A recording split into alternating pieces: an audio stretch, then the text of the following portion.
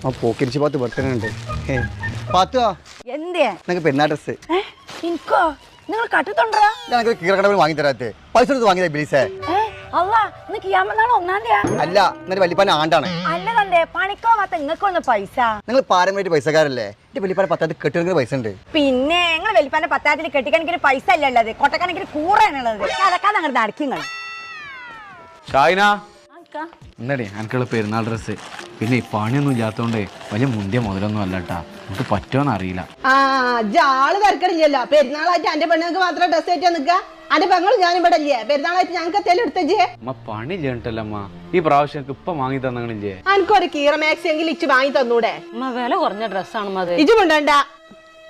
ഇതൊക്കെയാണ് ഇത് ഡ്രസ് ഉണ്ടല്ലേ